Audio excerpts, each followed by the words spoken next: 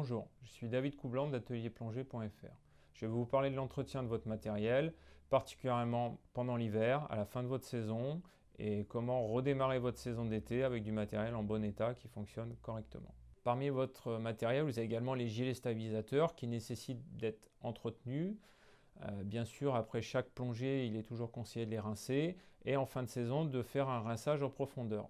Alors toujours, on le laisse bien tremper pendant 5 à 10 minutes dans une bassine remplie d'eau. Ce que je peux conseiller, c'est bien vider l'intérieur du gilet pour être sûr qu'il n'y ait pas d'eau de mer à l'intérieur. Pour ça, il suffit de le gonfler à la bouche de manière au maximum et là de tirer sur les purges en l'inclinant à droite à gauche de façon à bien vider votre gilet. Si vous démontez les purges, faites très attention à ne pas perdre les petits caoutchoucs, les petits joints qui sont dessus. En début de saison, on a beaucoup de clients qui viennent nous voir parce que ils ont perdu le joint, perdu la plaque, ils ne se sont pas rendus compte et du coup leur gilet n'est pas utilisable facilement et des fois les pièces détachées peuvent être un peu plus compliquées à trouver parce qu'en fonction des gilets, tout n'est pas de la même taille, la même dimension en fonction des années.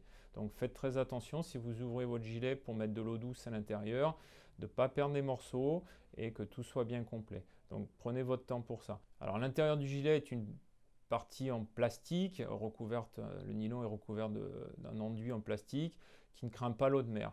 Il est plus important de faire attention finalement au chlore et au soleil qui aussi va avoir tendance à décolorer votre gilet et à le rendre le tissu craquant, voire à attaquer un petit peu les cols. Donc rincez bien votre matériel également après la piscine. Alors l'inflateur de votre gilet est un élément très important qui a besoin d'entretien. L'entretien de base, c'est le rinçage. Maintenant, au bout de quelques temps, comme votre détendeur, vous avez des pièces d'usure à l'intérieur qui seront nécessairement besoin d'être changées. La panne la plus courante d'un inflateur, c'est souvent qu'il fuit et a tendance à gonfler votre gilet tout seul. Donc ça, on l'entend dès qu'on branche le gilet sur un détendeur. On va entendre en fait une petite fuite d'air au niveau de l'inflateur. Il suffit de tendre l'oreille et vous allez vous rendre compte que votre gilet aura tendance à gonfler tout seul.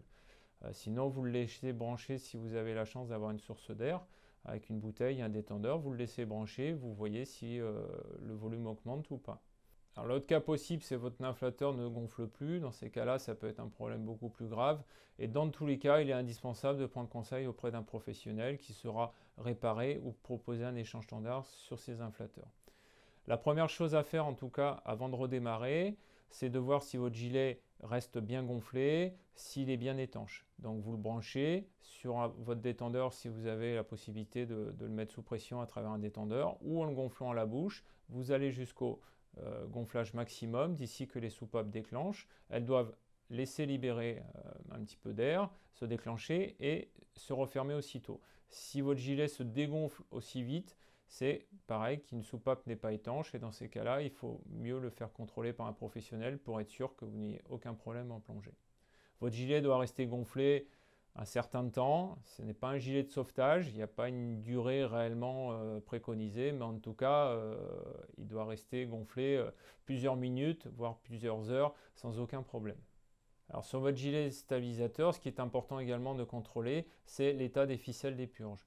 Regardez qu'elles ne sont pas abîmées, partiellement coupées et qu'elles risquent de vous retrouver dans votre main quand vous allez tirer dessus un peu trop fort.